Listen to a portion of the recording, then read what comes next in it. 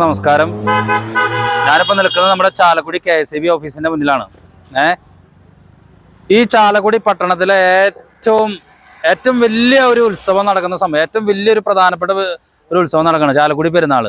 ഇതുമായി ബന്ധപ്പെട്ട് ഈ KSEB ഉദ്യോഗസ്ഥരൊക്കെ വിളിച്ചിരുത്തി നഗരസഭ മീറ്റിംഗ് കൂടി കൃത്യമായിട്ട് ഇവരോട് പറഞ്ഞാണ്, സാധാരണ ഇത്തരത്തിലുള്ള ഉത്സവങ്ങളും പെരുന്നാളുകളൊക്കെ നടക്കുമ്പോൾ KSEB ഉദ്യോഗസ്ഥരുടെ ഭാഗത്തുനിന്ന്, പോലീസിന്റെ ഭാഗത്തുനിന്ന് ഒക്കെ ജനങ്ങളെ സഹായിക്കാനും മറ്റു രീതിയിലൊക്കെ അവർ കുറേയും കൂടി കൂടുതലായിട്ടുള്ള ജീവനക്കാരെ ഡ്യൂട്ടിക്ക് ഇടും. അപ്പോൾ പോലീസ് അതുപോലുള്ളൊരു സംവിധാനമല്ല ചെയ്തത്.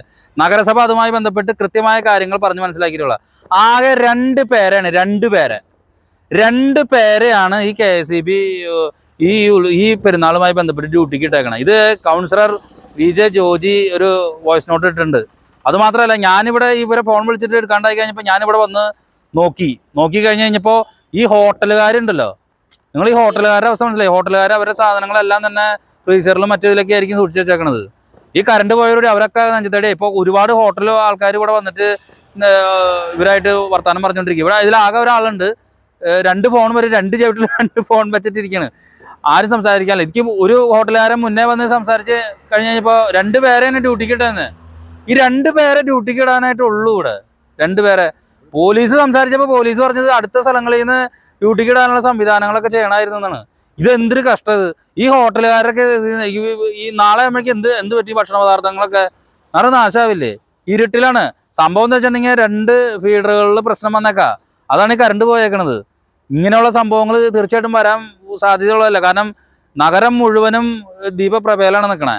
അപ്പോൾ സ്വാഭാവികമായിട്ടും പ്രശ്നങ്ങൾ വരാം. ഇതിനൊക്കെ വേണ്ടിയിട്ടല്ല ഈ മീറ്റിംഗ് വിളിച്ചു കൂട്ടണേ ഈ നഗരസഭ. ഇത്തരം കാര്യങ്ങളിലല്ല എന്താണെന്നറിയില്ല. ഈ KSEB ഓഫീസിന്റെ ഭാഗത്തുനിന്ന് ഈ AE ഉൾപ്പെടെയുള്ള ഉദ്യോഗസ്ഥർ എന്താണ് ഇതിനെ പറ്റിയിട്ട് ഒരു ധാരണ ഇല്ലാണ്ടാണ് ചെയ്യുന്നത്. ആളുകൾ ഇവിടെ ദേഷ്യം വന്ന ഒച്ചപ്പാടായിട്ട് ആളുകൾ ഇവിടെ വന്നു പരാതികളായിട്ട്. അപ്പോൾ പോലീസ് വന്ന് കാര്യങ്ങൾ സംസാരിച്ച് കുറേ പേര് പോയി. പക്ഷേ ഈ ഹോട്ടലുകാരോടും മറ്റുള്ള ആളുകളോടൊക്കെ ആരും ഉത്തരവാദിത്തം പറയും? ഇത് ശരിക്കും പറഞ്ഞിട്ടുണ്ടെങ്കിൽ ആരുടെ ഭാഗത്തുനിന്ന് പറ്റി പാലിച്ചത്? നിങ്ങളെല്ലാവരും, ഈ ചാലക്കുടിക്കാരായ ആളുകളെല്ലാവരും മന്ത്രിയുടെ ഇതിൽ കയറി നിങ്ങൾ കംപ്ലൈൻറ്റ് രജിസ്റ്റർ ചെയ്യണം. അതാണ് എനിക്ക് പറയാനുള്ളത്. എന്ത് സംവിധാനമാണത്?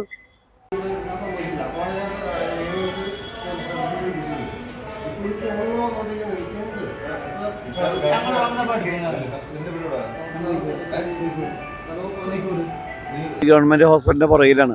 പക്ഷേ ഗവൺമെൻറ് ആശുപത്രിയിൽ കറണ്ട് പോയാൽ ഞങ്ങൾക്ക് പേടിയില്ല, കാരണം പെട്ടെന്ന് പറഞ്ഞതാണ്. പക്ഷേ ഇത് 3/4 മണിക്കൂറും കഴിഞ്ഞ് വന്നിട്ട് ഞാനൊരു 10 കോള് വിളിച്ചിട്ടും ബിസി. അപ്പം ഞാനിവിടെ പോയി ഇലക്ട്രിസിറ്റി ഓഫീസിലേക്ക് വന്നപ്പോൾ ഒരു 5-6 ഹോട്ടലുകാർ ഇവിടെ വന്ന് പ്രശ്നങ്ങളും അവതരിപ്പിക്കുകയായിരുന്നു. അവർ ഫോൺ റിസീവർ താഴെ ഇറക്കി വെച്ചെന്നാണ് അവർ പറയണേ. ഞാൻ കണ്ടതല്ല, അവർ പറഞ്ഞു. ഞങ്ങൾ വന്നപ്പോൾ ഫോൺ താഴെ ഇറക്കി വെച്ചേക്കാണ്. ആ സമയത്ത് ഞാൻ പരാതികൾ പറഞ്ഞപ്പോൾ AE കൊണ്ട് വിളിച്ച് പറഞ്ഞ പോലീസ് സ്റ്റേഷനിലേക്ക്. അപ്പോഴേക്ക് SIയും എല്ലാവരും കൂടി വന്നു, KSEBയിലേക്ക് വന്നു. ഇത് കണ്ടപ്പോൾ നമ്മുടെ ഒരു പ്രശ്നം, കൃഷ്ണൻ്റെ അമ്പലത്തിൻ്റെ അവിടുത്തെ ട്രാൻസ്ഫോമറിൻ്റെ അവിടുത്തെ എപ്പോഴും ഒരു ഒരു ലൈൻ പോക്ക. അത് ഞങ്ങൾ എന്നും പറയും, അത് മാറ്റുമ്പോൾ അതൊന്ന് ശരിയാക്കുമെന്ന് പറഞ്ഞു. അവർ ചെയ്യില്ല. ഇപ്പോൾ കൃഷ്ണൻ്റെ അമ്പലത്തിലെ ഉത്സവം കൂടിയായപ്പോൾ ലോഡ് കൂടിയപ്പോൾ ആ ഒരു ലൈനെ പോയാണ്. അപ്പോൾ ആ പാലസ് റോഡിലൊന്നും ശരിയാക്കാനായിട്ട് ഒരാളെന്ന് വിടാൻ നോക്കിയപ്പോൾ ആ കൂടി 2 പേരേ ഉള്ളൂ ഇവിടെ, 2 ഫീഡറിലേക്ക് ഓടിയേക്കാൻ. അപ്പോൾ ഇതാണ് ഇപ്പോഴത്തെ ചാലക്കുടിയിലത്തെ അവസ്ഥ. പെരുന്നാൾ ഇനി നാളത്തെയും കൂടി ദിവസം എങ്ങനെയാണെന്ന് അറിയില്ല.